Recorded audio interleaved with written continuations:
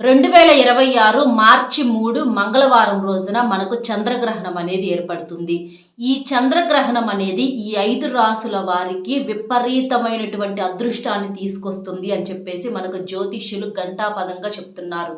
ఈ 5 రాసుల వారు ఎవరైతే ఉన్నారో ఈ చంద్రగ్రహణం దగ్గర నుంచి ఇప్పటి నుంచి కూడా అంటే వాళ్ళకున్నటువంటి అంటే కష్టాలు కావచ్చు, ఆర్థిక సమస్యలు, అప్పుల సమస్యలు, వాళ్ళు బయటికి చెప్పుకునే సమస్యలు, కొన్ని బయటికి చెప్పుకోలేకుండా నలిగిపోయే బాధలు ఇవన్నీ ఏవైతే ఉన్నాయో అవన్నీ కూడా పూర్తిగా తొలగిపోతాయి. ఇది 1 సంవత్సరం 2 సంవత్సరాల అదృష్టం కాదు.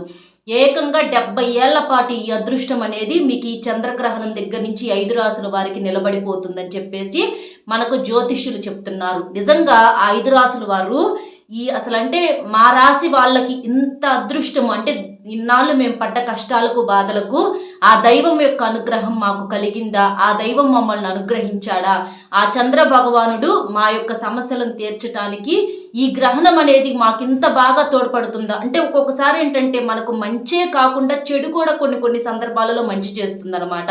అలాగా ఈ 5 రాసుల వారికి ఈ చంద్రగ్రహణం అనేది ఒక అద్భుతమైనటువంటి వరాన్ని ఇస్తుంది. 1,00,000 కోట్లు ఇచ్చినా కూడా మీకు పట్టిన అదృష్టాన్ని ఎవ్వరూ కూడా ఆపలేరు.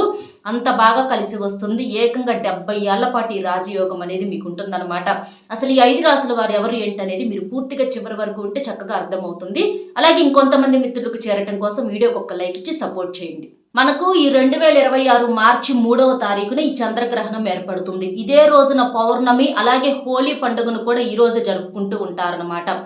ఈ గ్రహణం అనేది మన భారతదేశంలో కనిపిస్తుంది కాబట్టి మీరు ఈ చిన్న నియమాలను అయితే ఖచ్చితంగా ప్రతి ఒక్కరూ ఆచరించండి. అదేంటంటే గ్రహణం సమయం అంటే కొన్ని రకాలైనటువంటి రేడియేషన్ అనేది మనకు వాతావరణంలో ఎక్కువగా ఉంటుందన్నమాట. అంటే కొన్ని రకాల విషకిరణాలు అనేవి వెలువడుతూ ఉంటాయి. కాబట్టి ఆ రోజున ఏంటంటే మీరు ఇంట్లో బియ్యంలో కావచ్చు, నిల్వ పచ్చళ్ళలో కావచ్చు, పాల మీద, పెరుగు మీద, నీళ్ళ మీద, కూరగాయల మీద ఇట్లా ఆహార పదార్థాల మీద మనకు దర్భలు ఉంటాయి. ఆ దర్భలను మీరు ఆహార పదార్థాల మీద వేసేసి తర్వాత గ్రహణం అయిపోయిన తర్వాత వాటిని తీసేస్తే ఏంటంటే ఆ దర్భలు ఏంటంటే ఆ రేడియేషన్ ఆ విషకిరణాలు ఏవైతే ఉంటాయో అవి ఆహారంలోకి చేరకుండా ఉండటానికి ఇవి చాలా బాగా ఉపయోగపడతాయి. అలాగే మీ ఇంటికి డాబాలపైన వాటి మీద కూడా ఈ దర్భలను వేసుకోవచ్చు. దర్భలు మాకు అందుబాటులో లేవు అనుకుంటే తులసి దళాలనైనా మీరు వేసుకోవచ్చు. అంటే తులసి ఆకులనైనా మీరు వేసుకొని తర్వాత తీసేసుకోవచ్చు అనమాట. ఇది ఏ టైంలో వస్తుంది అనంటే ఈ గ్రహణం వచ్చేటప్పటికి మార్చి 3 మంగళవారము మధ్యాహ్నం 3:20 దగ్గర నుంచి సాయంత్రం పూట 6:47 వరకు ఈ గ్రహణం సమయం అనేది మనకు ఉంటుందన్నమాట. అప్పటిదాకా మీరు ఈ జాగ్రత్తలు తీసుకోవాలి. అలాగే గర్భిణీ స్త్రీలు కూడా పొరపాటును కూడా ఈ సమయాల్లో బయటకు అనేది రాకూడదు. గర్భిణీ స్త్రీలు ఇంట్లోనే ఉండాలి. వాళ్ళు ఇంట్లో ఉన్నా కూడా ఏ పనులు చేయకుండా ప్రశాంతంగా భగవన్ నామస్మరణ చేసుకుంటూ మీరు ప్రశాంతంగా కూర్చోవటం వలన మీ యొక్క బిడ్డకు అంటే లోపలంతా కూడా బాగుంటుందన్నమాట. కాబట్టి ఇలాంటి చిన్న నియమాలు అనేవి జాగ్రత్తలు అనేవి తీసుకోండి. ఆ రోజున ఎలాంటి ప్రయాణాలు కావచ్చు, లేకపోతే ఏదన్నా పనులు మొదలు పెట్టడం కానివ్వండి, ఇలాంటివి అనేవి పొరపాటును కూడా చేయొద్దు.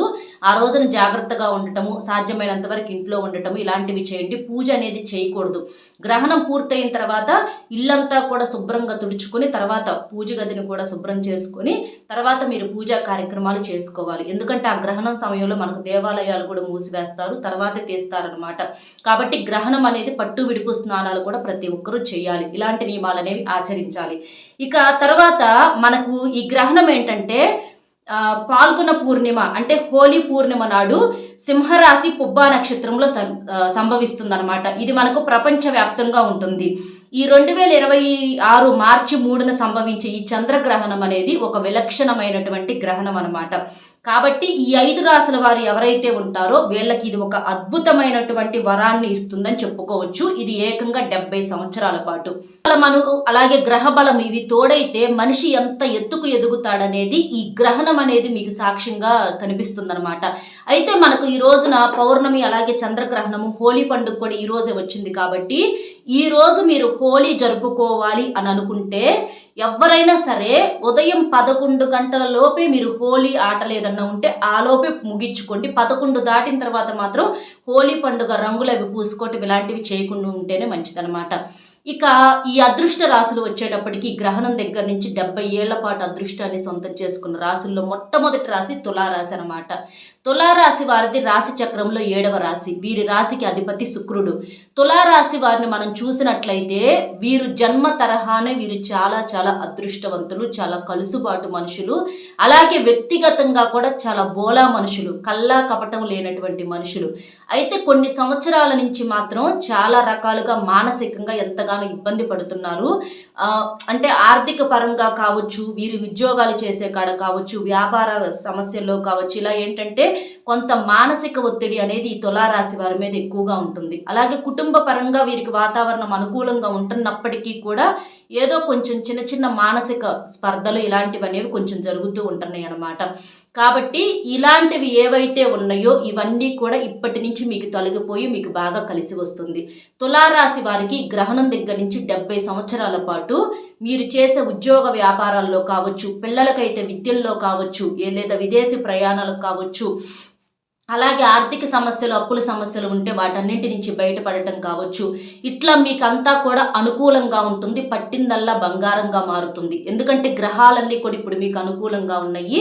దైవ బలము, గ్రహ బలం అనేది మీకు తోడవటం వల్ల మీకు తిరుగు అనేది ఉండదన్నమాట.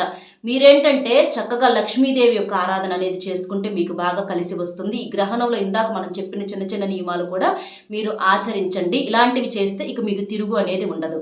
రెండవ రాశి వచ్చేటప్పటికి వృశ్చిక రాశి అనమాట. ఈ వృశ్చిక రాశి వారికి కూడా ఈ చంద్రగ్రహణం అనేది ఒక వరం అని చెప్పుకోవచ్చు. ఈ చంద్రగ్రహణం దగ్గర నుంచి మీకు 70 ఏళ్ల పాటు అదృష్టం అనేది తిరుగు అనేది ఉండదు. మీకేంటంటే బాగా ఇప్పటి నుంచి కలుసుబాటు, ముఖ్యంగా అంటే మీరు చాలా వరకు కూడా కొన్ని రకాలైనటువంటి అంటే నమ్మక ద్రోహాలు అనేవి చాలా ఎక్కువగా ఎదురైనాయి అనమాట.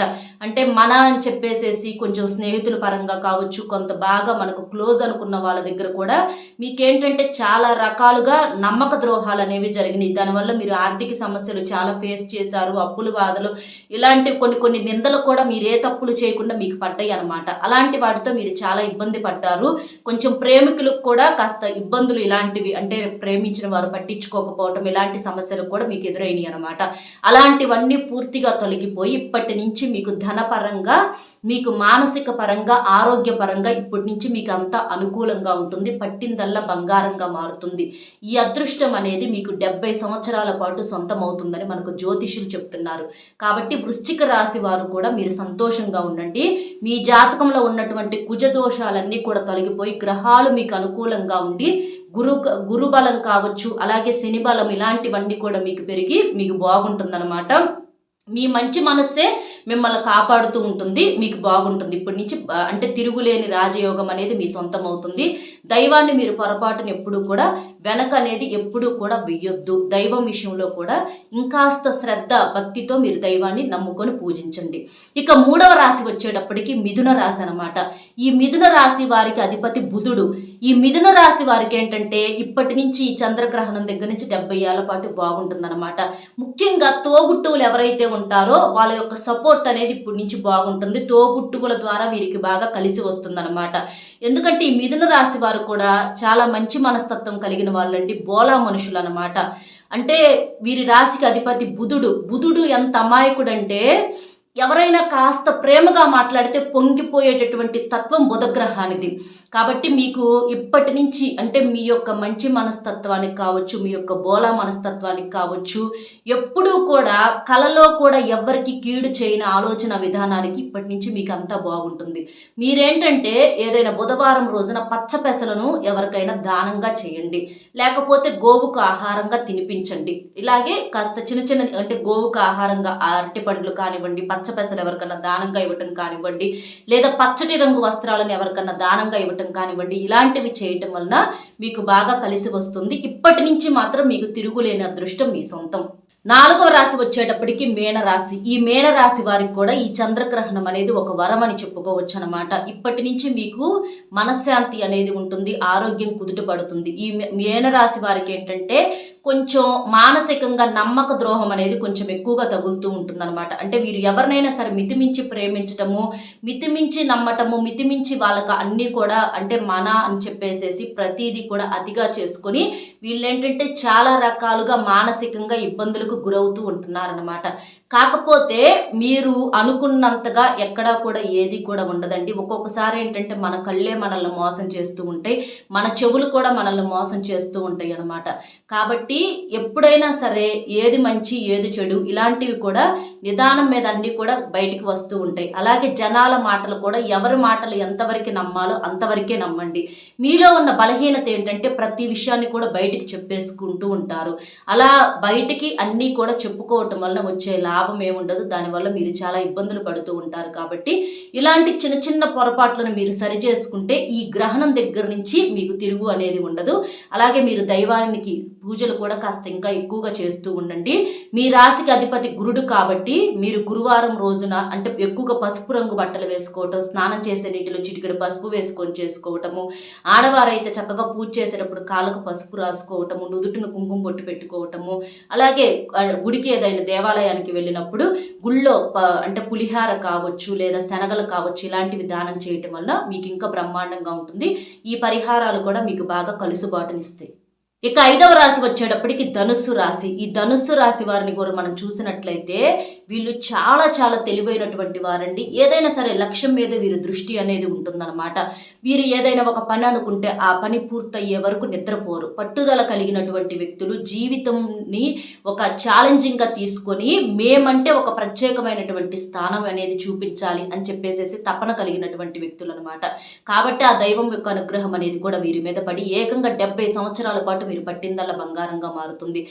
మీరు చేసే ఉద్యోగాల్లో కావచ్చు, వ్యాపారాల్లో కావచ్చు, విదేశీ ప్రయాణాలకు వెళ్ళాలనుకునే వాళ్ళు, ఆర్థిక సమస్యలు, అప్పుల సమస్యలు, అనారోగ్య సమస్యలు ఇలాంటివన్నీ కూడా తీరిపోయి ఇప్పటి నుంచి మీకంతా కలుసుబాటు. మీ కలుసుబాటును తొలగించడం ఎవ్వరి తరం కూడా కాదనమాట. ఎంత డబ్బు ఇచ్చినా కూడా ఈ 5 రాసుల వారికి పట్టిన అదృష్టాన్ని ఆపటం ఎవ్వరి వల్ల కూడా కాదు. ఈ 5 రాసుల వారికి ఈ చంద్రగ్రహణం అనేది ఒక కొత్త అదృష్టాన్ని, కొత్త జీవితాన్ని తీసుకువస్తుంది.